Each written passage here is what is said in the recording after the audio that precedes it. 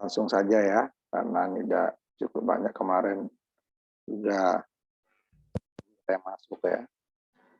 Nah, sekarang kita lanjutkan ke bangkit tenaga angin dulu ya. Ini masih biomasa nanti.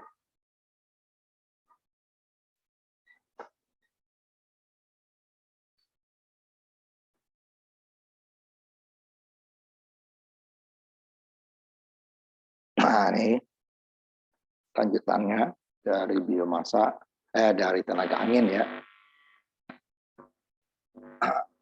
Ini yang skala besar ya, nanti kita bagian akhir kita nanti masuk skala kecil, jadi bisa juga digunakan gitu ya. Nah, dalam pembangunannya yang skala besar itu seperti yang sebelumnya sudah gambar daripada ukuran dan untuk pembangunannya ya, maka tenaga angin contohnya di Amerika Serikat itu bisa menghasilkan pekerjaan untuk puluhan ribu pekerjaan. Dan kalau kegiatan ekonomi nanti cukup besar ya. Di Indonesia hanya sekarang baru 2 tempat di Sulawesi Selatan ya, juga ada kebutuhan tenaga kerja dan kegiatan lainnya. Nanti ada kerjaan, tentu nanti ada masalah pasokan segala macam itu ya. Ada ya, walaupun tidak sebesar di Amerika karena kita potensi angin di daerah kita termasuk yang kecil. Dan ini masalah pajak ini tergantung dari negara dan daerah, bisa berbeda-beda ya. Sama intensif ya, negara bisa berbeda-beda. Indonesia masih belum terlalu banyak intensif yang diberikan.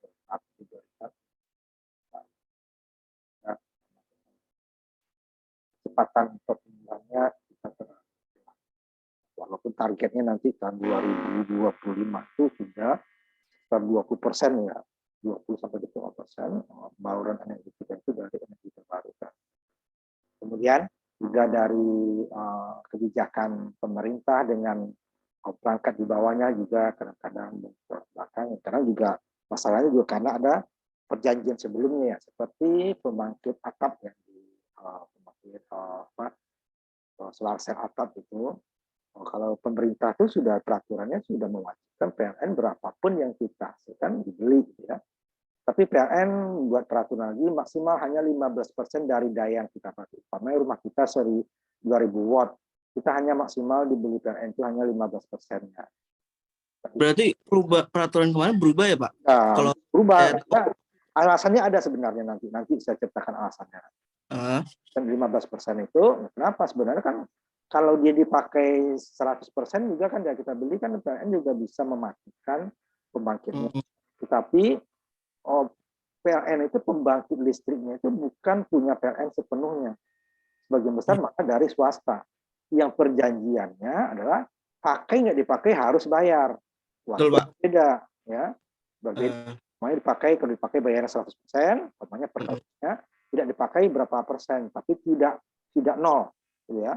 Nah, perjanjian PLN itu.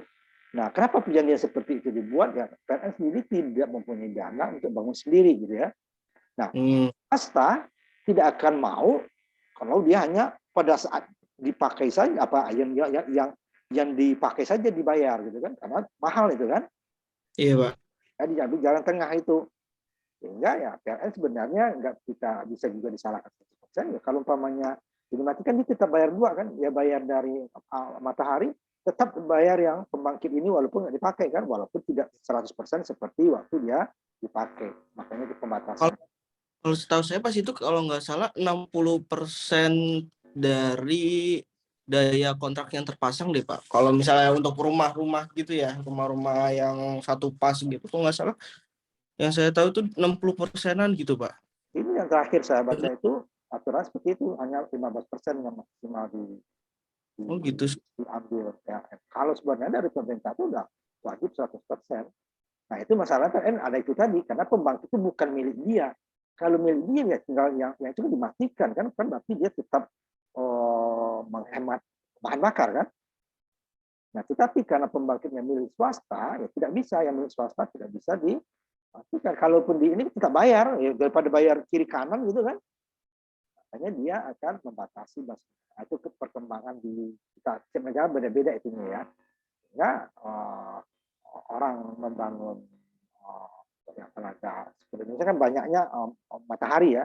Nah itu yang ya tidak intensifnya sangat kurang gitu kan. Kita cari judulnya intensif ya. Ya, intensif dan keuntungan di selatan ini yang kurang, bukan dari pemerintah, kemudian emang karena perjanjian-perjanjian sebelumnya itu tidak diprediksi seperti ini bisa terjadi gitu ya. Nah, jadi dari sekarang sudah mulai dihasilkan seperti itu. Nah, kita juga sekarang membuka untuk energi terbarukannya, tapi lebih fokus ke yang besar-besar seperti panas bumi gitu ya. Nah, itu seperti angin skala besar, matahari dia tidak rutin gitu ya. Itu lebih banyak ke pribadi-pribadi yang belum ada yang skala luas itu. Nah, sudah ada nanti itu sumber energi itu ada di daerah beberapa yang itu ya. Rencana itu mau ekspor gitu ke Singapura gitu ya, di daerah Kepulauan Riau.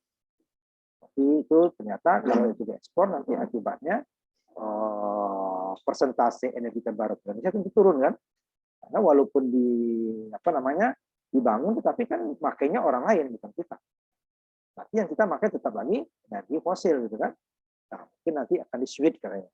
Dulu rencananya yang seperti itu dibangun, di ekspor lah gitu ya. Karena Singapura boleh dikatakan pembangkitnya itu dari luar semua. Sedangkan yang sederhana saja, ayam potongnya saja dari Malaysia gitu kan. Dan wilayahnya kecil. Nah, Indonesia juga jadi masalah kalau diekspor, berarti kita kurang. Berarti kalau membangun harus lebih besar lagi. Sedangkan insentif intensif tadi itu masih belum, kadang-kadang berbenturan dengan peraturan di bawahnya gitu ya. Sehingga membuat pihak-pihak swasta terutama kan itu jadi ya tidak kurang bergairah hanya gitu ya. Kalau seperti Amerika ini banyak macam pajaknya kan. Ada pajak gitu kan, nanti setelah produksi juga dapat ininya untuk pengurangan lainnya, karena itu tadi dia karena sudah membuat atau menghasilkan pembangkit energi hijau istilahnya, kredit hijau. Itu dia ya, itu pembebasan pajak properti kan dia pakai bisa dibangun properti gitu ya. Kemudian pembelian yang diwajibkan, nah seperti ini nih. Ini di Indonesia yang pembelian yang diwajibkan tadi. Aturan di atas sudah bagus, di bawah sebenarnya bukan seperti tidak mau itu ya, tapi ya perjanjiannya juga. Tapi dia nanti dia bayar kiri kanan, bayar ini terbarukan juga, bayar ini juga walaupun kan dipakai, yang terbarukan dipakai umpamanya kan, kita bayar dia tidak nol ya. Nah kalau pembangkitnya dia milik sendiri ya sampai kapan saja dia bisa mematikan atau dikurangi pemakaiannya. Tapi karena kemampuan dari perusahaan PLN tidak sanggup untuk semua, ya dia ya terpaksa menggunakan pihak swasta. Nah pihak swasta juga harus berhitung, ada perjanjiannya kan, karena dia tidak pakai duit cash, itu juga minjam gitu ya. Cashnya paling 10-20%. Kadang-kadang itu kalau untuk proyek itu boleh dikatakan 0% karena jaminannya proyek itu sendiri. Kalau yang pinjam lagi biasanya kan modal kita 20% gitu ya. Kalau proyek itu bisa dia 0% ya. Karena proyek itu bisa dijaminkan. Tanah segala macam gitu ya. Nah, itu kan harus dibayar pakai bunga gitu kan. Nah, kalau nggak dibeli nih berarti kan bulan tersebut susah bagi dia kan. Waktu-waktu tersebut berkurang. Nah, itu kelemahannya. Nah, apalagi pembelian wajib tadi ya. Nah, kalau di Amerika itu wajib dibeli. Ya, wajib dibeli sehingga pihak-pihak tertentu akan bersedia, pasti dia beli punya saya kalau lebih. Kalau nggak lebih saya pakai sendiri, saya tidak mengeluarkan biaya untuk listrik. Walaupun nanti untuk listriknya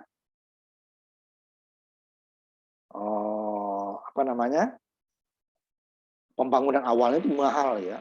Seperti saya juga ikut grup-grup itu ya, PLTS tenaga surya ya, rata-rata yang ditebarkan seperti itu untuk membangun untuk daya kira-kira 2.000 atau 3.000 watt itu di atas 150 juta modal. Nah, tidak semua orang tuh kan anggap dari situ juga. Nah, hanya untuk menggantikan listrik gitu kan. Cuma cukup mahal, tapi kan di atas 10 tahun kan baru kita balik modal itu. Nah, orang kan mikir di segitu kan mikir juga. Nah, tapi kalau ada tambahan jaminan dari pemerintah itu akan terbayar itunya kan.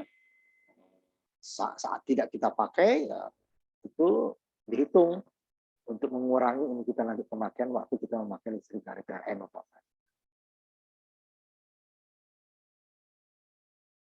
Seperti negara Jerman, Kanada ya intensi pembangunan turbin angin. Sebenarnya bukan turbin angin saja ya, hampir semua energi terbarukan. Pajak atau harga pembelian minimum itu masuk ke negara ini. Tarifnya terjamin.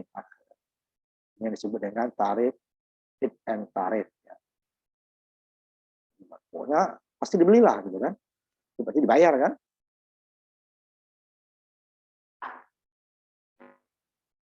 Nah, fit and tarif itu biasanya ditetapkan jauh di atas harga listrik rata-rata. Kenapa? Di atas. Jadi umpamanya dia umpamanya PLN kita ya beli ke pembangkit itu katakan 1.000 per kWh. Tapi kalau listrik konvensional ya, fosil. Tapi pada tentu dia berbeda ya, uap berbeda, batu bara berbeda, air berbeda. Rata-rata 1.000 gitu ya. Itu kalau untuk rata-rata energi terbarukan di atas itu. Kalau tidak, ya ini balik modalnya yang membangun akan susah. Kalau disebut ini tarif. Sebenarnya semacam subsidi ya. Nah, sebenarnya kalau di WTO itu nggak diperbolehkan ya sebenarnya kalau secara umumnya. Tetapi kalau nggak seperti itu ya tidak bisa. Kenapa? Energi terbarukan itu dia sangat ramah lingkungan, tidak merusak lingkungan. Sedangkan fosil itu ya merusak lingkungan dan tidak bayar. Nah, yang satu tidak merusak lingkungan, tidak dibayar. Yang satu merusak dari lingkungan, tidak dibayar juga. Berarti kan nggak fair juga, gitu kan? Sebenarnya di situ dia. Harusnya sama dihitung dong. Kalau saya merusak 1.000, bayarnya 1.000, kan? Kalau saya merusak 100, ya 100 dong, jangan sama. Jangan sama-sama 0, gitu kan? Saya hanya merusak katakan 100, yang satu lagi 1.000. Ya, yang seharusnya 1.000, bayar 1.000, yang 100 bayar 100 gitu kan. Bukan sama-sama bayar 100, atau sama-sama nggak bayar. Itu kan nggak fair. Ya, wajar harganya murah gitu kan. Nah, kalau coba dia masalah lingkungan itu juga dikeluarkan modalnya, tentu dia harga jualnya akan. Nah, itu dia makanya kenapa di sistem fit and tarif itu ya bayarnya di atas jauh ya, di atas rata-rata listrik biasa. Supaya membantu pembangunan energi terbarukan. Karena apa? Emang dia tidak merusak lingkungan, contohnya ya, di peternakan angin di Texas. Jadi dia ini tanahnya tanah warga ya, sewa. Nah, dia dapat warga tadi bukan hanya peternakan dia kan bisa menghasilkan.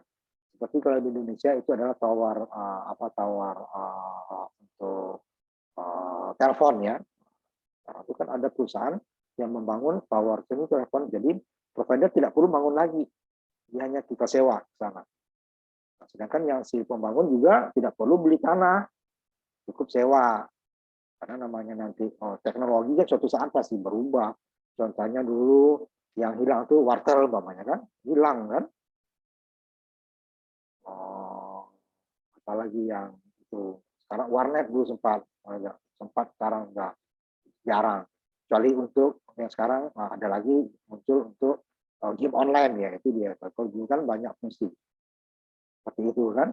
Nah, sehingga dia sewa, kalau dibeli kan kalau mahal, kalau sewa kan sama suatu saat jangka tertentu ada teknologi lain lagi itu bisa dikembalikan, dia tidak terugi terlalu jauh. Gitu. Contohnya tadi masyarakat diuntungkan, lahannya disewa, karena di negara-negara Eropa atau apa namanya Amerika Utara itu ya, lahan-lahan itu mereka itu ekonominya kan kapitalis ya, jadi semua orang bebas, ini luas tanahnya itu bebas membeli luasnya. Kalau kita kan dibatasi undang-undang agraria kita ya, yang besar-besar itu adalah bukan beli, itu dia sewa, seperti umpamanya HPH itu ya, itu adalah hak sertifikat itu adalah hak guna, bukan hak milik, hak pakai gitu ya, pakai. Ya sekian tahun harus dikembalikan ke negara, itu tanah negara. Hanya luasan tertentu yang diperbolehkan menjadi hak milik seperti rumah, ya. Sedangkan pabrik-pabrik aja itu juga hak pakai, cuma umurnya lama kan. di atas 20 tahun. Walaupun itu masih rendah dan itu bisa diperpanjang. Karena membangun pemain industri itu kan kalau hanya 10 tahun saja belum balik modal dia kan, perlu waktu lama dan bisa diperpanjang dengan beberapa kali. Ya. Walaupun masih jauh dari Cina. Cina itu dia boleh menyewa sampai satu kalinya itu ya 100 tahun. Nah, nggak lengkap sih 100 tahun, dia nulisnya 99 tahun itu sampai 100 tahun kan. Ya, orang-orang industri itu lebih nyaman kan. 100 tahun saya nih, sama aja kita beli kan, kalau umur manusia itu berapa tahun sih gitu kan. Bisa hampir 2 generasi kan. Nah, Indonesia itu masih sekitar 25-30 tahun kalau di Indonesia. Hak guna pakai lahan-lahan yang luas. Nah, makanya ini disewa. Itu ya. Kalau di kita itu sewanya itu adalah untuk tower-tower untuk telepon seluler ya, atau untuk internet ya. Yang skala besar tadi. Ini yang skala kecil. Nah ini emang karena masih persatuan itu kecil gitu ya, sehingga untuk menghitungnya, tapi jumlahnya sangat banyak ini. Skala kecil ini ya. Sehingga emang nggak dimasukin dalam total tenaga angin yang kemarin kita bahas itu berapa total tenaga anginnya gitu kan. Itu sama juga waktu PLTA ya. Mikrohidro atau pico itu nggak dihitung karena dia kecil dan banyak ya. Nah, kalau dihitung totalnya itu cukup, itu signifikan gitu ya.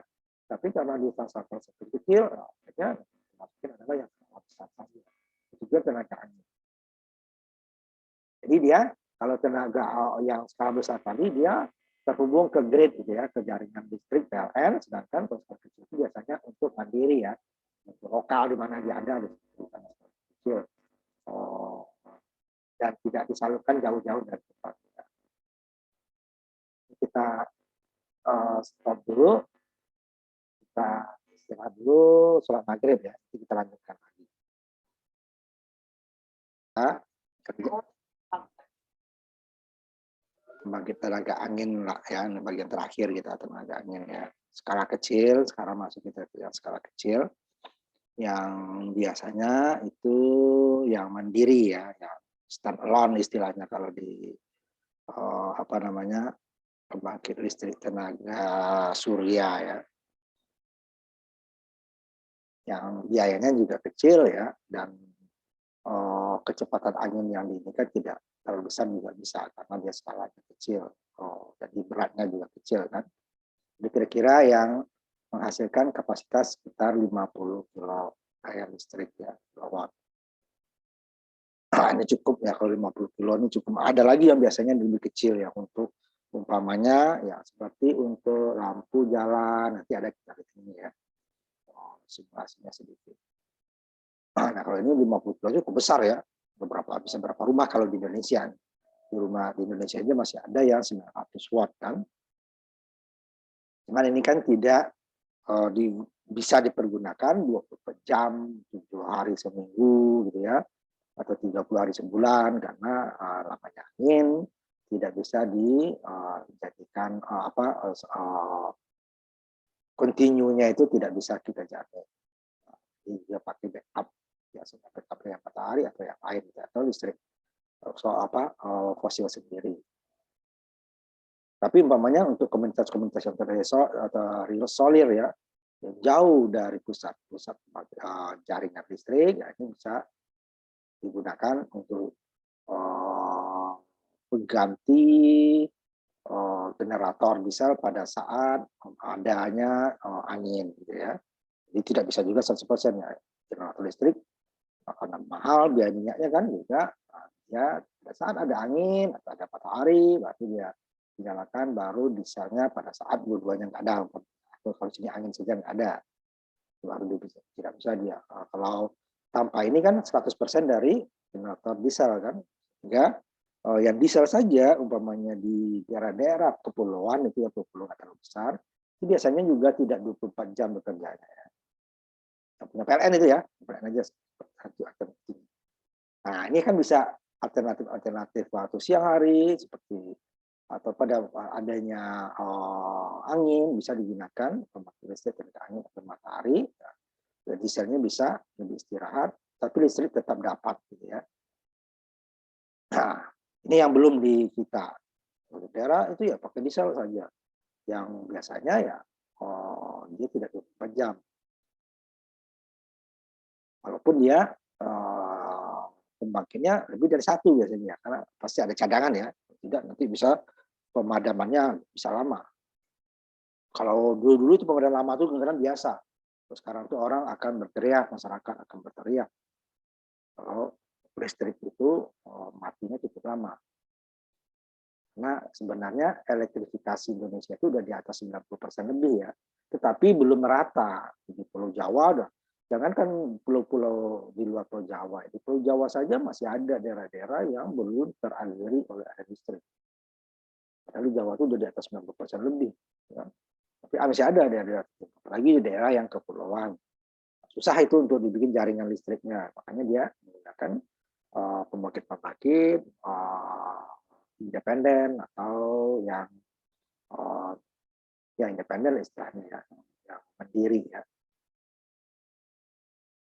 Ya dengan sistem ini masyarakat atau komunitas bisa mengurangi atau malah menghilangkan belum bisa ya, paling mengurangi ya tergantung pada listrik.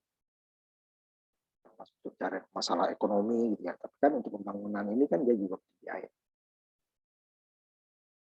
Atau ini itu yang sekarang trennya ke sini mengurangi jejak karbon.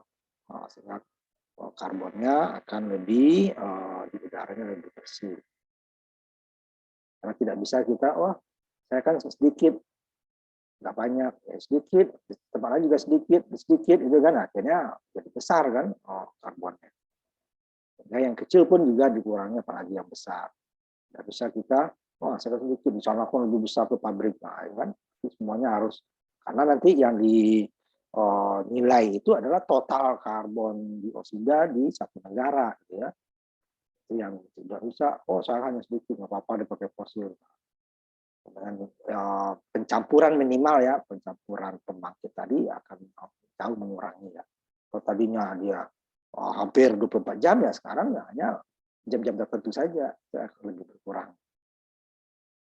Apalagi nanti ininya digunakan lagi umpamanya dieselnya menggunakan biodiesel. Kalau sekarang kan B30 ya. 30% apa nanti akan kita bahas tuh bab berikutnya ya. Biomasa. Nah, dieselnya 30% dari kalau di kita itu kan dari kelapa sawit ya, minyak kelapa sawit.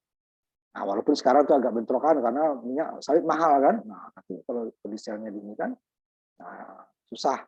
Nanti untuk minyak goreng sekarang aja susah karena diekspor sebenarnya kalau dipakai dalam negeri itu kita udah berlimpah-limpah ya, cuma kan diekspor ya harga kan mengikuti pasar nanti. Seperti mahal ya otomatis yang minyak di dalam negeri juga mahal. Nah itu dia tabrakan seperti itu. Sehingga yang rencana pemerintah itu dulu kan itu waktu kelapa sawit Indonesia itu di semacam blokir lah di Eropa ya.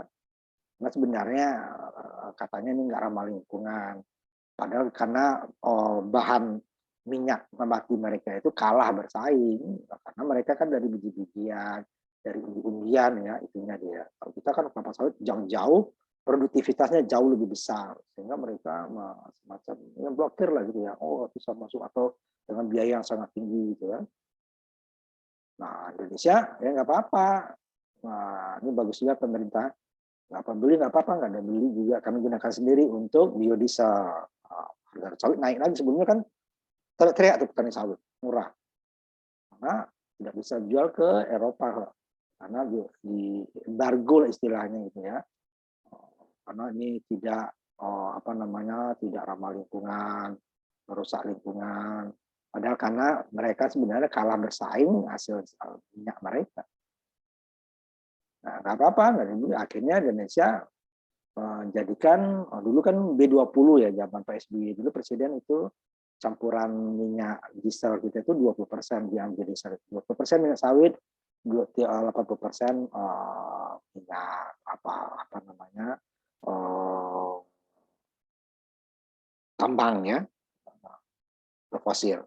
Nah dinaikin jadi 30%. Nah sudah ada penelitian di ITB itu yang bisa 100%. Jadi dengan minyak sawit itu bisa langsung untuk mesin diesel gitu ya, sudah dites itu ya, Tapi ini keburu harganya mahal lagi kan, nggak jadi, nggak mungkin ya. Yang 30% aja udah susah sekarang karena minyak itu ya. Itu kira-kira itunya ya.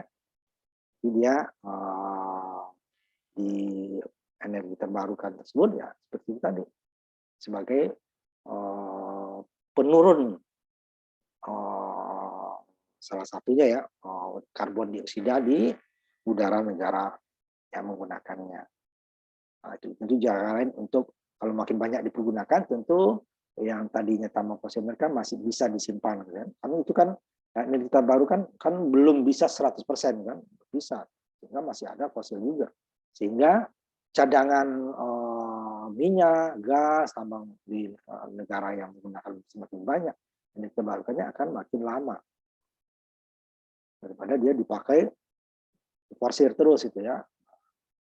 Banyak manfaat sebenarnya. Cuman energi terbarukan tidak bisa diekspor, itu masalahnya. Kecuali di negara perbatasan ya, seperti Malaysia, Singapura, atau Indonesia, Singapura, atau Indonesia dengan Timor Leste, atau Indonesia dengan Malaysia, itu ya, bagi Malaysia yang Kalimantan itu ya, Sarawak. Nah, itu bisa kan.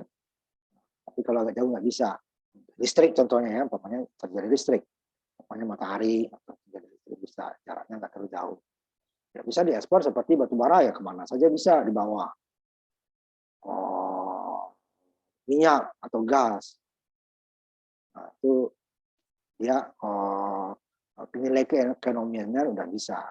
Nah, energi terbarukan tidak, karena sifatnya lokal. Contoh juga di Amerika, biasanya kebanyakan contoh di negara maju ya. Kalau di kita skalanya lebih banyak baru skala lab. Seperti di LIPI, di apa tuh, daerah Serpong ada ya, skala lab digunakan. Seperti di USADA juga ada satu tuh energi skala kecil.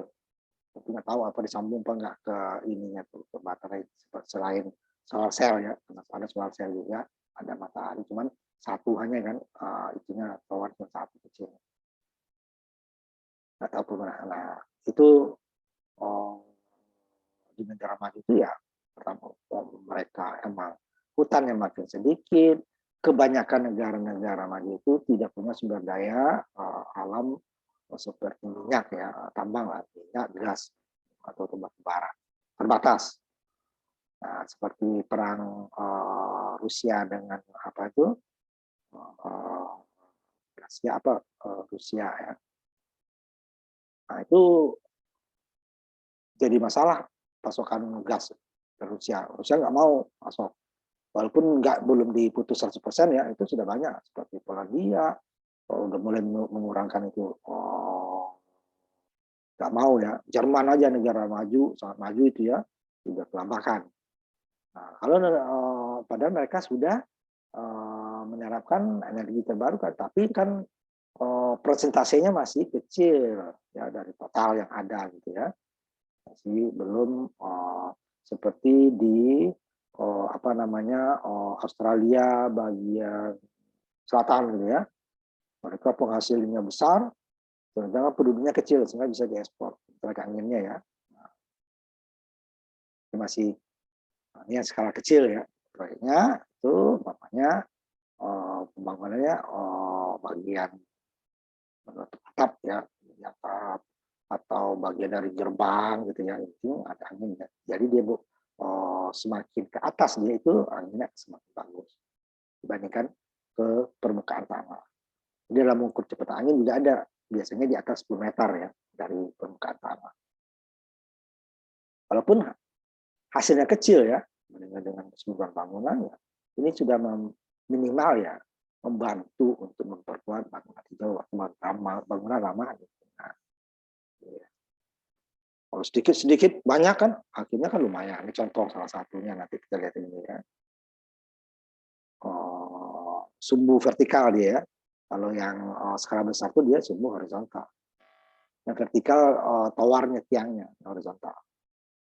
Ini sumbu vertikal yang skala itu rata-rata sumbu vertikal. Walaupun nanti ada yang horizontal ya, tapi kebanyakan sumbu vertikal. Dan dia tidak terlalu jauh dari permukaan tanah biasanya. Ini nggak terlalu bisa di atap, bisa di pagar atau dibuka sendiri. Ya.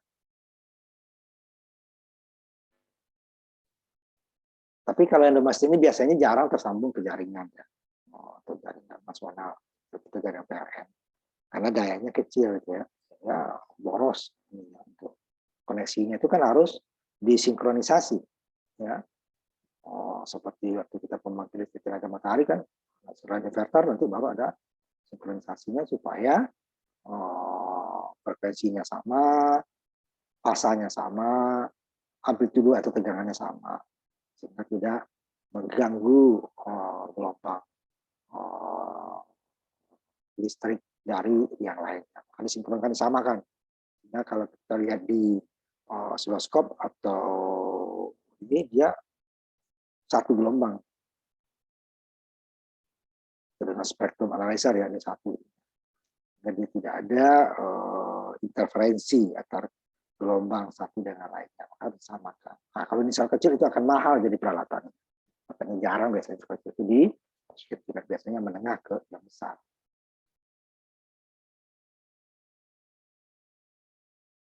Ini kalau yang banyak dia dijual ke ini masuk sama tadi. Jadi dia dapat insentif pajak juga. Kalau diterbarukan tuh di negara maju itu sudah dapat insentif pajak atau feed and tarif kalau dibeli. Nah, ini yang banyak adalah sistem off grid yang tidak terhubung ke jaringan listrik nasional. Ini biasanya ya ininya ya intervalnya ya tidak teratur ya, tidak kontinu atau tidak stabil. Kalau masuk grid nggak repot itu. Karena nanti kalau dimasukkan ke grid ke jaringan itu kan harus dijaga bahwa daya yang dipasok relatif sama, sehingga nanti beban pembangkit jelas. Oh, ini pembangkitnya kebutuhan 1000 dan yang terbarukan 300, berarti 700 yang disiapkan. Kalau tidak stabil kan turun naik, kadang 400, kadang 200, kadang 100, kadang itu akan merepotkan pembangkit menyesuaikan pembangkit fosil jadinya ya, menyesuaikan. Nah, dia itu yang dikonversi itu biasanya untuk interval-interval yang cukup bagus. Dan nanti pengaturan dari pembangkit energi fosilnya tidak terlalu sering berganti gitu ya. Nah, seperti yang off grid ini ya, pemakaiannya untuk baterai parkir, ini biasanya digunakan pakai baterai ya sebagai cadangan. Karena namanya angin tidak selalu ada kan. Pada saat ini nggak dipakai, dia masuk baterai ini, baru baterai dipakai. Lalu lintas tidak ada ya, biasanya kadang digabung dengan solar cell. Penerangan jalan sama solar cell. Karena yang matahari itu kan siang adanya. Malam kalau angin kan bisa siang bisa malam. Sehingga pada saat musim-musim matahari kurang, jadi kan pengisian baterai tidak bisa full seperti pada saat musim kemarau gitu ya. Malah cukup yang malam karena dia biasanya menggunakan peralatan-peralatan yang hemat energi ya, sehingga dia listriknya tidak terboros. Yaitu internet, ya kabel ya. Ini dengan skala kecil. Biasanya ini hibrid ya dengan bentuk lain. Ini dikombinasikan dengan solar cell. Kondisi baterai kecil mengerjakan koneksi pada saat dia.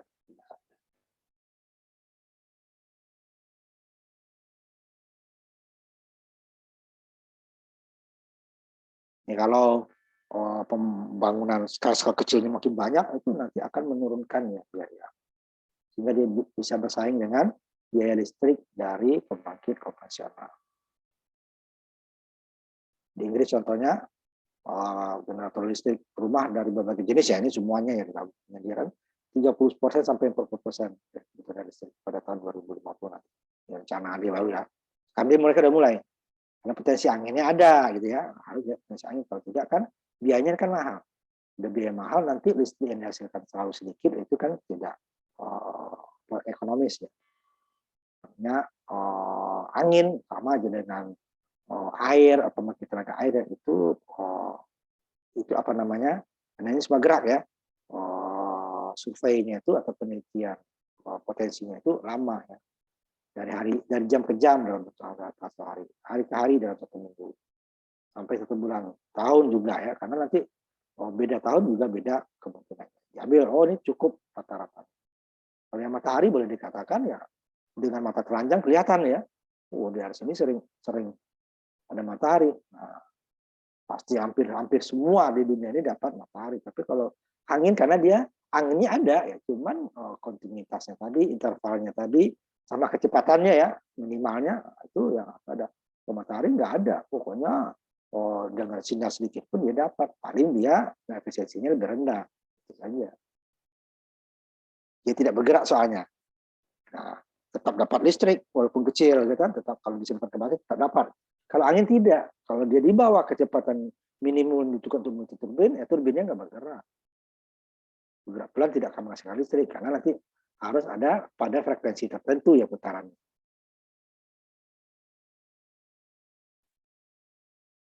Kemudian efek lingkungan, nah ini tadi yang masalah gas rumah kaca, masalah karbon dioksida di udara, kerusakan ozon. Nah di sini dia dari dampak lingkungan, bahan-bahan fosil tadi. Ya. Nah ini dengan tenaga angin ini akan menurunkan ya, bisa dibandingkan. Tapi perlu diingat juga bahwa pembangkit tenaga angin waktu dia di pabrik dibangun tentu dia juga akan menghasilkan polusi udara ya, karena pabrik yang membuat pasti dia mempunyai energi, menghasilkan panas, menghasilkan gas buang sebagainya. Tapi setelah dia jadi turbin angin itu dia tidak ada lagi polusi yang dihasilkan. Jadi sebenarnya bukan murni 0% ya polusinya energi terbaru tadi, karena dia perlu dibangun kan, baru dibuat di pabrik. Ini juga ini untuk masalah lingkungan. Cuman kalau itu kan hanya waktu pembangunan saja, sedangkan kalau fosil waktu dibangun juga menghasilkan polusi, waktu beroperasi juga menghasilkan polusi. Kalau angin kan tidak sejalan ya, walaupun ada polusi suara nanti ada ya, kebisingan. Tapi kan tidak, karena dia jauh dari pemukiman biasanya. Dan paling nanti akan mengganggu adalah lalu lintas binatang ya, karena binatang itu kalau lalu lintasnya lewat di situ, dia di situ terus. Makanya kalau di Australia itu membangun jalan raya itu tempat penyeberangan kanguru itu dikasih terowongan di bawahnya, karena dia nggak akan pindah, tetap lewat situ. Binatang umumnya seperti itu. Nah sehingga kalau dia lewat dibangun pembangkitan tinggi itu dia skala besar tadi ya, pembangkit tenaga angin skala besar itu akan tingginya bisa sampai 100 meter lebih kan. Nah, lewat jalur terbangnya burung, migrasinya burung itu berbahaya. Karena dia tidak akan pindah, pasti lewat situ terus. Begitu juga dengan binatang laut sama ya. Binatang itu dia jalur migrasi, jalur pindahnya itu dia lewat situ terus. Jadi biasanya bikinnya koridor. Kalau pembangkit tenaga angin susah, gimana mungkin koridor di udara gitu kan. Kalau jalan raya itu di Australia itu di bawah dibuat terowongan, karena kanguru pasti lewat situ lagi. Nah, dibuat terowongan di bawah, di atas jalannya. Sehingga dia tidak menyeberang di jalan, gitu ya. Karena dia nggak peduli nih, dulu ada jalan sekarang, dulu tidak ada sekarang ada. Pokoknya dia akan menyeberang ke situ. Ini dia potensinya lebih kecil karena hanya pada saat pembangunannya saja dia ada polusi, ada pemanasan ya. Sedangkan pada saat setelah jalan ya polusinya mendekati nol lah ya, kalau boleh dikatakan nol. Kalau energi fosil tetap selagi dia beroperasi ya, waktu dia dibangun di pabrik, dibuat di pabrik sama. Nah, seperti energi terbarukan surya, pembangkit listrik, tenaga angin skala besar ya, membuat lahannya luas. Tetapi dia masih bisa dipergunakan untuk kepentingan di bawahnya yang tidak terlalu berisiko ya, umpamanya orang itu nggak boleh ya. Kalau matahari kan tertutup ya, tertutup. Masih bisa dia digunakan. Apalagi yang skala kecil ya. Cuma kalau skala kecil kan dan yang sekarang juga kecil. Nah, ini yang tadi. Ada laporan kematian burung dan kelelawar di turbin angin karena di sekitar bangunan buatan lainnya. Itu karena tadi itu tadi binatang itu sifatnya seperti itu. Kalau dia biasa lewat situ ya ke situ terus dia. Pergi ke situ lewat dia ke situ. Sehingga jalur-jalur lalu lintas binatang itu yang dihindari. Tapi kadang-kadang kan tidak bisa semua dihindari seperti itu. Pokoknya potensi anginnya besar. Binatang lewat, nah biasanya itu pilih yang mana, harus ada pemilihan. Kalau orang-orang lingkungan dia akan jangan dibangun di situ. Orang energi berbeda lagi. Ini kan potensinya besar gitu ya. Nah, itu yang dicari nanti titik temunya. Jadi binatang itu seperti itulah itunya dia. Dia kan pakai insting ya, bukan pakai pikiran seperti kita. Kalau kita kan, oh ini berbahaya, kalau ini tidak. Begitu juga nanti untuk energi laut ya, nanti yang ikan, itu ada juga nanti ada bagian-bagian tertentu yang seperti itu nanti. Nah, pencegahan dan mitigasi kematian sawalya tadi ya, apalagi dengan gambut ya, mempengaruhi kedudukan dan populasi terumbu karang ada.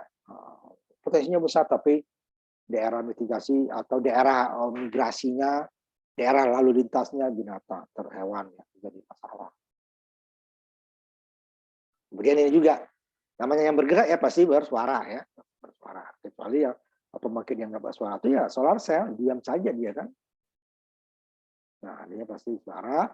Kemudian pada jarak ketinggian 300 meter, sekitar 45 desibel itu berbahaya itu ya. Lebih keras dari kebisingan lemari es sekarang. Cukup. Tapi kebanyakannya kan jauh dari lingkungan ya. Kalau yang dekat lingkungan ini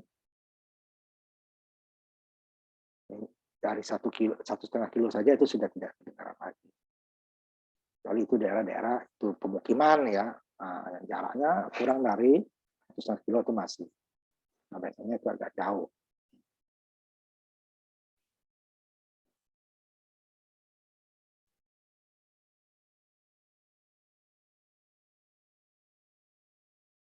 Kemudian juga masalah keamanan ini walaupun tidak banyak ya, pokoknya pangkalan-pangkalan udara itu biasanya kan di daerah-daerah yang luas ya, luas dan datar gitu ya. Nah, pembangkit angin juga seperti itu. Nah, kalau dia agak dekat nanti dia bisa mengganggu karena frekuensi itu ya. Perputaran itu tadi interferensi nanti bunyi dari putaran turbin bisa mengganggu radar-radar daripada lapangan terbang. Radar gitu ya, motor lalu udara. Bisa terganggu. Makanya jaraknya harus dibatasi sampai berapa paling dekatnya gitu ya. Kemudian juga masalah estetika, masalah keindahan gitu ya. Biasanya ini untuk daerah-daerah pariwisata. Dia juga, oh udah gila, padahal dia hanya cukup potensi, biasanya ada pariwisata pantai biasanya nih ya. Daerah pariwisata lainnya kalau di darat untuk daerah-daerah yang luas. Nah, jadi ternak masih boleh lah ya, asal jangan orang. Perumahan gitu ya, nggak mengganggu. Kalau matahari tidak, ketutup ya, minum rumput. Kita tutup. Buat jarang rugi kita. Nah, kalau pembangkit angin masih bisa untuk kalau umpamanya pertanian yang tidak di orang di situ ya, tapi kan susah namanya nanam itu pasti ada orang kan. Tapi di teknologi sekarang kan sudah ada jarak-jarak yang cukup jauh deh ya, pembangunannya menggunakan drone gitu sekarang ya. Pembuatan pestisidanya juga pakai drone itu bisa. Nah, ini yang masalah politik atau ini pemerintah ini berbeda-beda cara. Tergantung kebutuhan masing-masing ya. Tentunya di Amerika Serikat ini kan, tenaga nuklir dari bahan fosil disubsidi di banyak pemerintahan. Karena itu tadi dia cukup bersih ya, nuklirnya, asal radiasinya nggak bocor itu dengan syarat ya dibersih dibandingkan batu bara jauh bersih ya. Jadi uap yang ke atas itu adalah uap kondensasi pendinginan ya, pendingin bukan uap dari pembakaran. Itu tidak ada pembakaran. Selagi dia tidak bocor, artinya ini makanya banyak negara mensubsidi ya supaya dia bisa bersaing dengan fosil lainnya. Karena tenaga nuklir itu dia mahalnya adalah masalah keamanan. Tahan dari gempa sampai skala berapa Richter gitu kan. Tahan kebocoran segala macam, makanya bangunannya sangat mahal, sehingga tentu namanya jual listrik kan semuanya dari pembangunannya, dari biaya operasionalnya kan, dari macam-macam kan. Nah, baru dijual sampai mengambil apa keuntungan berapa persen ya, itu dijual. Nah, kalau pembangunannya tinggi itu kan ya akhirnya harga jual juga tinggi kan, tidak bisa bersaing, makanya disubsidi. Biasanya kebanyakan negara maju. Pada negara berkembang apa yang disubsidi, kemampuan mereka terbatas kan. Makanya itu mahal. Tetapi dia pasokan energinya, bahan bakarnya tidak perlu 24 jam per detik dia beberapa waktu bisa ditarik karena dia sistemnya adalah sistem pembelahan sel. Tidak dibakar seperti batu bara atau gas atau minyak. Kalau pasokannya langsung berkurang, otomatis panas berkurang, ya tenaga langsung berkurang. Kalau di tenaga nuklir, dan kita bahas pembangkit tenaga nuklir, malah dia dikurangi kecepatannya supaya bisa dikontrol gitu ya. Kalau tidak dikurangi, ya panasnya melebihi nanti hasilnya merusak ininya reaktornya kan. Nah, merusak reaktor nanti bisa merusak bahan nuklirnya. Yang terjadi nanti adalah limbahnya berbahaya, radiasinya berbahaya.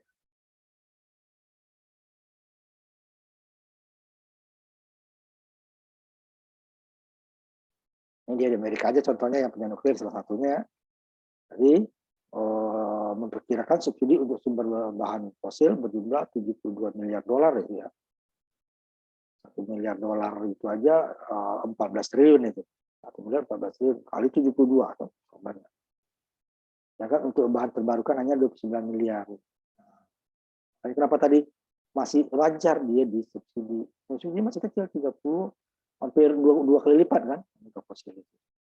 Tapi tidak semua fosil biasanya itu. Terutama yang nuklir biasanya. Sedangkan itu baru kan masih separuh kurang. Padahal dia tidak berbahaya bagi lingkungan ya. Cuman masalahnya tidak bisa kontinuitasnya, intervalnya ada ya. Contohnya sama tiap negara bisa berbeda masalah subsidi ya.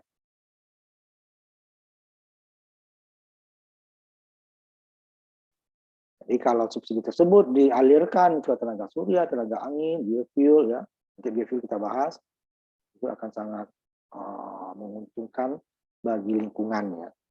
Maka kerusakan lingkungan akan semakin sedikit, pemanasan global akan berkurang. Tapi itu harus semua negara, tidak bisa hanya beberapa negara saja, karena namanya bumi ini kan angin berputar terus udara, tidak bisa diam di tempat dia kan. Dari sejarahnya hampir tidak ada sektor energi yang dikembangkan tanpa subsidi. Karena masalahnya keperluan kita juga subsidi ya, yang listrik kita subsidi, yang 4,5 sampai 900 sebagian, 4,5 100% itu subsidi. Bahan bakar juga begitu subsidi, seperti pertalite ya, itu disubsidi. Jadi karena kalau dia semua dijual secara keekonomiannya itu akan mengakibatkan inflasi tinggi. Jadi nanti nilai uang akan berkurang nilainya.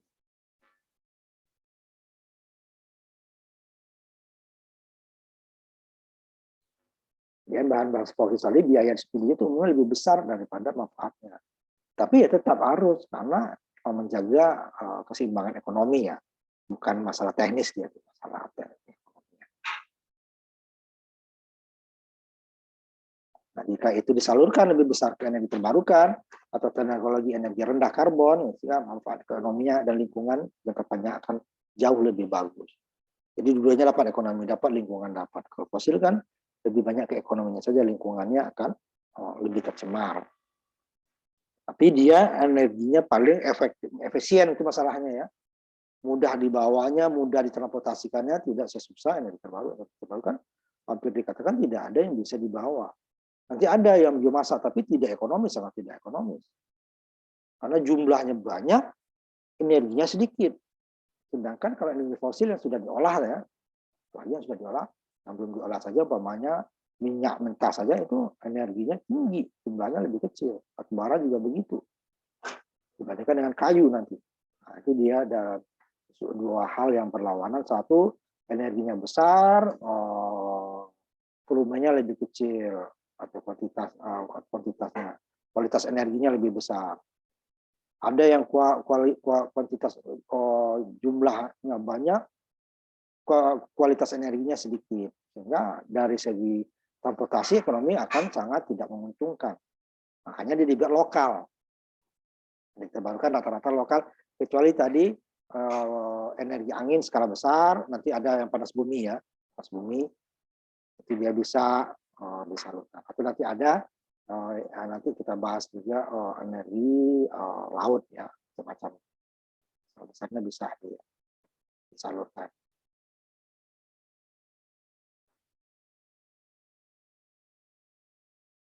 Kemudian ini masih titik kabel ya.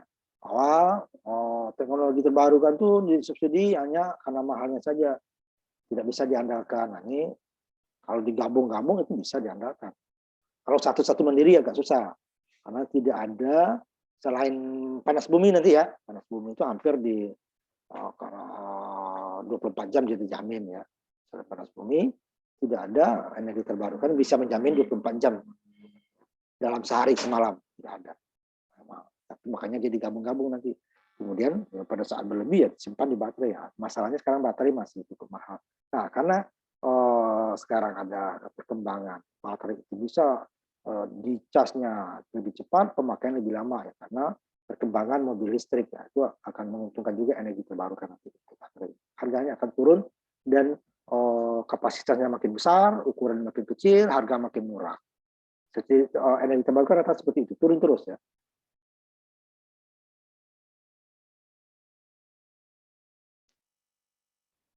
Ini contohnya subsidinya tadi ya, terbarukan sama fosil.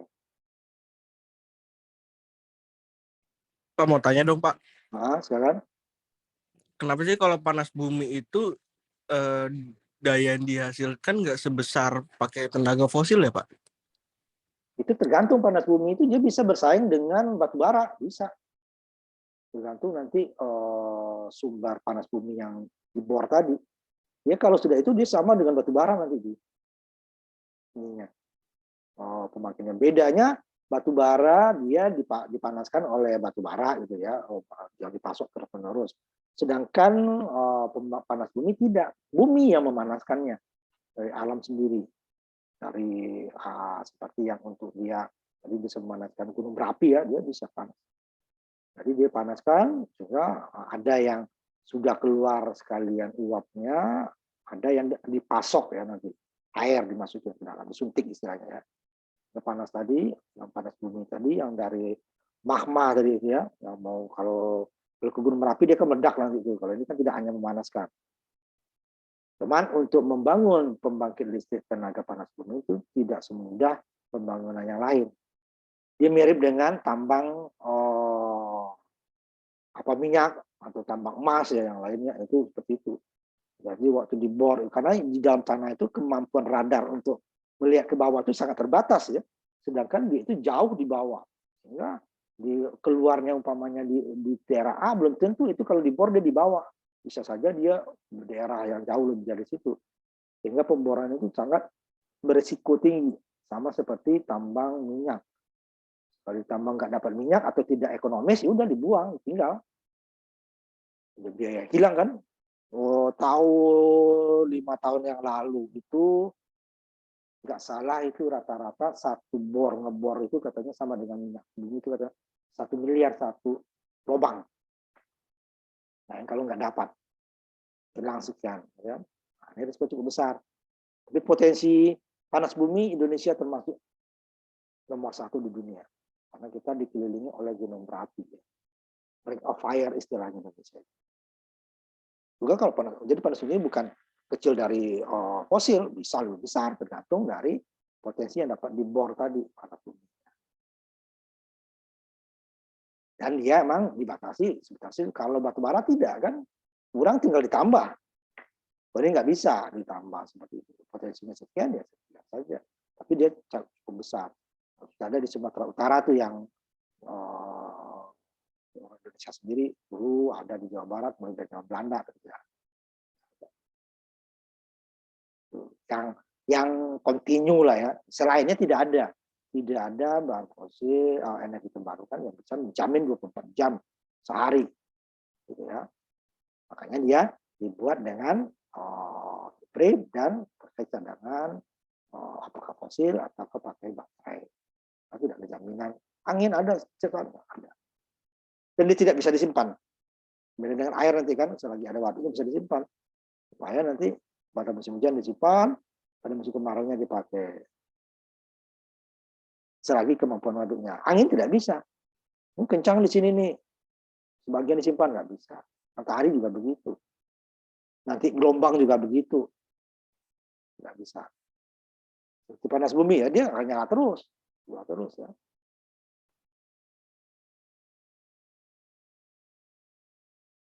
Ya, seperti nuklir nih, ini bisa disebut kenapa ya? Lebih dari pengusaha ya, sama juga di Indonesia. Setiap undang-undang itu banyak yang melobi. Karena dalam satu undang-undang itu ada yang diuntungkan, ada yang tidak.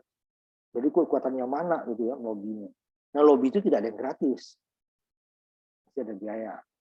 Nah, makanya di Amerika itu ada istilahnya itu, kenapa sih Amerika itu selalu mendukung Israel? Nah, itu karena lobby-lobby orang Yahudi di Amerika itu ke Senat Amerika. Karena kenapa? Banyak pengusaha-pengusaha, walaupun warga negara Amerika kan, dia masih keturunan Yahudi, Israel gitu kan, walaupun warga negaranya bukan Israel. Dia akan membela. Akhirnya undang-undangnya akan ke sana. Gitu juga dengan nuklir.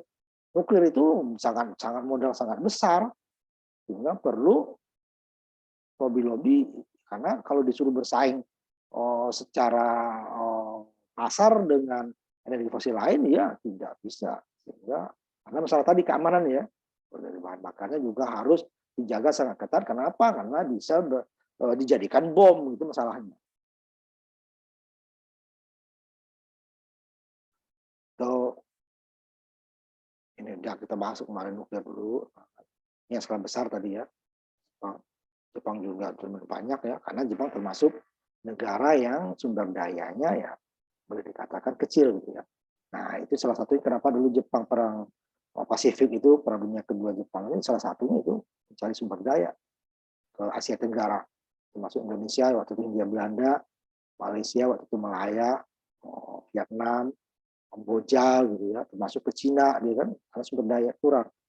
Makanya di negara yang sumber daya kurang pasti energi terbarukan cepat berkembang. Itu tadi perhatian dari pemerintah ya, dengan subsidi macam-macam. Nah, bisa mulai dari peraturannya, mulai dari kemudian pendapat masyarakat itu sudah banyak sekarang bahwa mendukung terutama negara maju. Di negara kita yang masih masalah pendidikan juga, informasinya ya. Seperti contohnya Unsada salah satu termasuk yang cepat terhadap energi terbarukan, sudah membuat pasca sarjana energi terbarukan, salah satunya ya. Walaupun ada juga masuk yang sangat jarang tuh di Indonesia ya, yang S1 sudah ada, tempat lain ada beberapa S1 di bawah elektro mana ya yang terbarukan. Jadi pendapat masyarakat terutama di negara maju itu sudah sangat tinggi, terutama energi terbarukan ya, maksudnya angin yang menghasilkan ya, potensi kerja yang cukup banyak, dan hasilnya nanti ya dapat energi yang bersih gitu ya, bersih pembangunannya ya, kalau pembangunan bersama ya, energi fosil juga akan membutuhkan tenaga kerja, tapi di sini dia kerja dapat, kemudian dapat energi yang lebih bersih lingkungan, sehingga publik atau masyarakat umumnya sangat mendukung gitu ya. Beberapa contoh nanti ini yang kelompok ya, ketenagaan lebih dari 74%.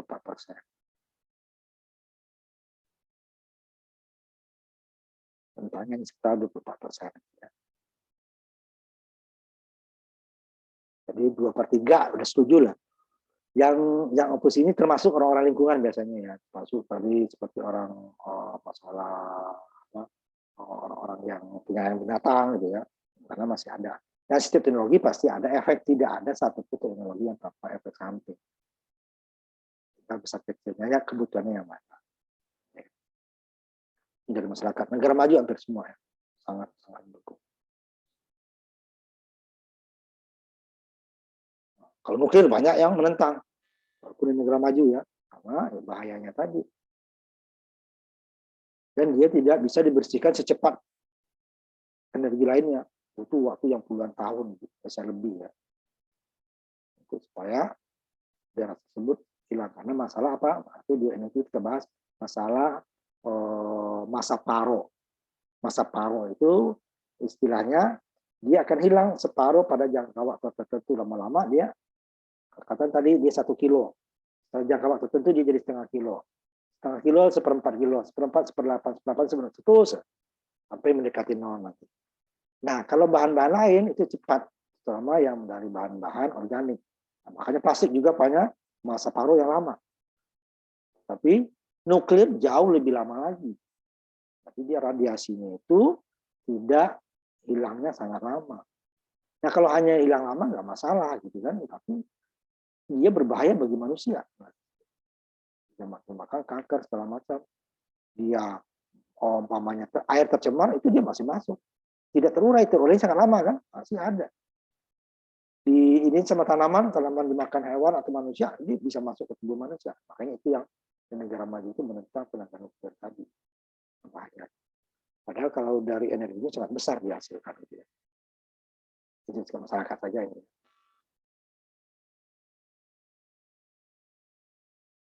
Bisa kita baca, bisa dibaca ini ya. Ini contoh dari satu negara, mungkin tiap negara berbeda-beda ya. Mana yang harus tingkatkan? Angin. Nah, karena Skotlandia tua juga seperti kita ya kan di Inggris Raya gitu ya. Itu banyak pulau juga. Nah, gelombang yang dia berbatasan dengan Samudra Atlantik ya. Juga di gelombang besar. Baru nuklir paling kecil nih. Batu bara lebih dengan minyak sama untuk angin yang terbesar. Dan di negara kepulauan ini kan dekat benua dekat apa ya dekat samudra sehingga anginnya kencang. Nah, kalau kita paling dekat Pulau Mentawai gitu ya, makanya Pulau Mentawai itu bagus untuk apa namanya surfing ya, surfing selancar. Itu kan gelombang besar itu kan salah satu kan angin. Itu di daerah tertentu. Ini dia negara bisa berbeda karena potensinya ya. Ini yang apa namanya presentasi kira-kira ya yang mendukung sama sangat mendukung itu di atas 80%. Rata 42 dengan 80%. Baru masuk mendukung. Yang menentang di bawah 20%. Jadi potensinya masyarakat sudah sangat bisa, hanya secara ekonomis yang perlu dikembangkan sehingga masih perlunya subsidi-subsidi dan peraturan-peraturan yang mendukung, yang membuat investasi pembangkit tenaga terbarukan itu menjadi mendekati nilai keekonomiannya.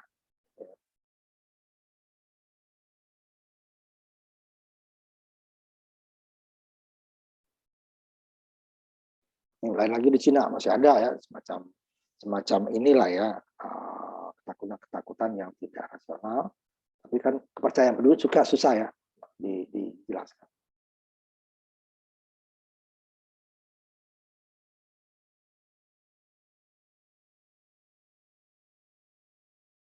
Kemudian dengan masyarakat sendiri ya perusahaan-perusahaan pembangkit tenaga angin skala besar tadi dengan bisa menyerap tenaga kerja sekitarnya untuk tenaga-tenaga tertentu ya, karena dia nanti masalah turbin, masalah generatornya itu kan sudah ilmu khusus ya, untuk perawatan segala macam itu bisa, sehingga bisa menyerap tenaga kerja selain mendapatkan energi. Sepanjang pergunungan di Sulawesi Selatan mirip kayak gini ya, pegunungan dia nggak jauh juga dari pantai, nah, anginnya lebih terjamin lah, bisa masuk ke grid ke jaringan. Ini desain turbinnya, nah untuk skala besar itu ya dia menggunakan 3 bilah dengan sumbu vertikal, sumbu horizontal ya. Dia mirip dengan ininya masalah apa namanya pesawat lah ini ya, dari yang skala kecil. Skala besar ya. Nah, itu kenapa tiga turbin, kenapa nggak 2, kenapa nggak 4? Karena nanti dia kan luasannya sebenarnya ya, tapi dia jika lebih dari 3 itu kemungkinan terjadi interferensi apa namanya turbulensinya besar.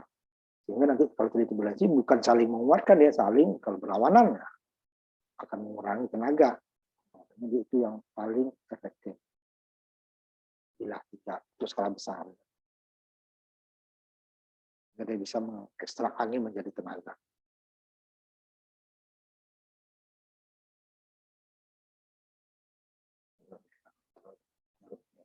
Ini bagian-bagian dari turbin angin tersebut. Lokasinya sama ya, karena ini sangat bisa. Bilahnya tadi hampir ada yang 90 meter ya, satu bilah dari Uyun. Nah, di karena miring ya bisa di atas hampir di atas 150 meter tinggi. Makanya sangat mahal. Makanya potensi anginnya harus benar-benar diukur dengan data-data statistik yang benar. Karena ini mahal besar, ukurannya besar. Mengangkutnya aja itu satu kontainer, satu bilah. Kan? Dan panjang lagi kan. Ada fondasinya, ada koneksi jaring listriknya kan tadi ya, nanti untuk jaring listrik. Menaranya di dalam ada jalur untuk naik gitu ya. Dan kontrol angin, dia bisa nanti mengarahkan angin datang, karena energi tumbas satu adalah kalau dia menentang angin datang, bukan dari belakang. Jadi ada generatornya di dalam, dan pengangkutan kecepatan angin. Nah ini untuk kalau dia minimal berapa tuh, baru dia akan diputar. Kalau tidak, percuma aja dia putar.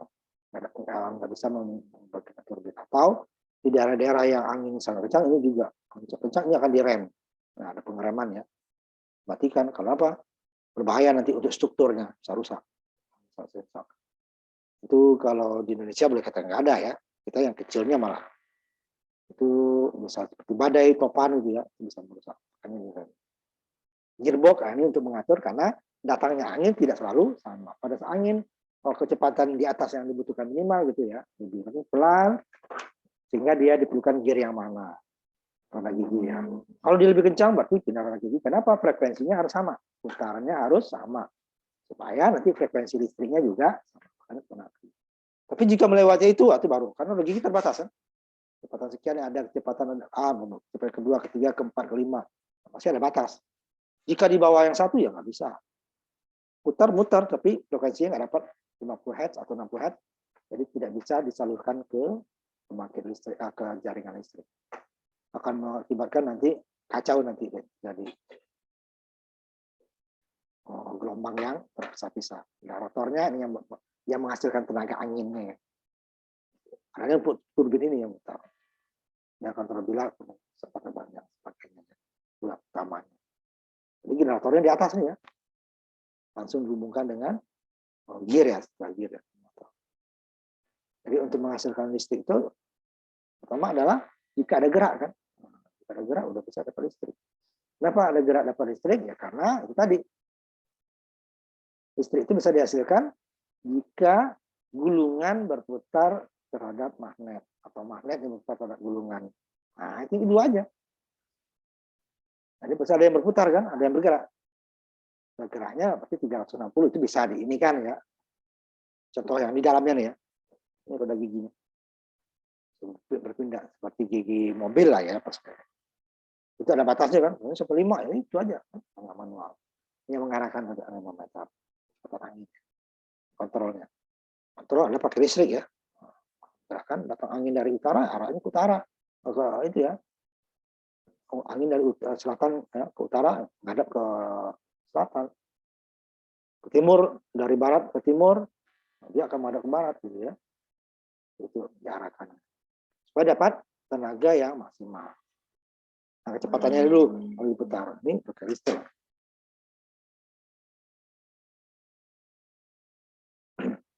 Ini yang pengatur goyangan ini. Nah, ini yang skala kecil. Ini setengah drum ini ya, setengah lingkaran ini. Bagi 3. Ini semuanya vertikal kan? Ini horizontal. Ini skala kecil ya. Ini kayak yang di Unsada lah ini. Ini 3 juga, tapi bukan yang seperti ini. Nah, ini skala kecil. Ini. Tadi yang di atas tadi juga di atas atap tadi ya. Nanti ada lagi.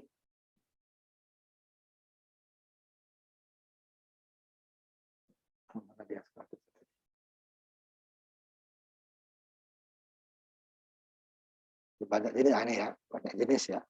Skala kecil betul. Yang lokal sifatnya. Nah, bisa dibuat juga banyak ya. Seri banyak. Dengan jika potensi anginnya mencukupi. Nah, ini bisa dia dengan tenaga angin yang lebih kecil dibandingkan dengan yang skala besar tadi. Nah, oke nih, lagi untuk yang berikutnya. Nah, kayak di petir ya, twist, vertical twist step. Lingkaran kembar. Sumbu vertikal juga. Ini yang double berlawanan depan sama belakang. Nah, ini seperti baling-baling ada pesawat Rusia ya, yang double seperti ini.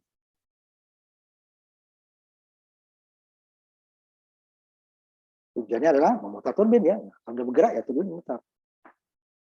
Jadi yang namanya jalan raya, khususnya jalan raya bebas hambatan ya, itu rata-rata kan dia agak apa namanya terhadap pohon segala macam kan banyak.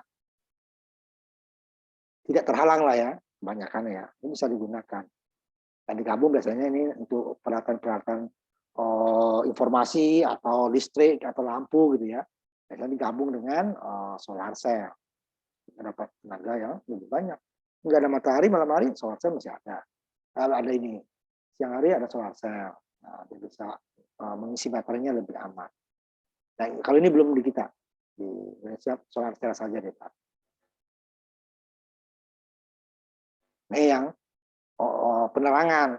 Kalau kita kan ada juga, tapi solar cell ya penerangan. Nah, ini bisa digabung. Di atasnya bisa solar cell atau samping kirinya ini tentu dengan di daerah-daerah yang potensi anginnya ada ya. Potensi anginnya ada.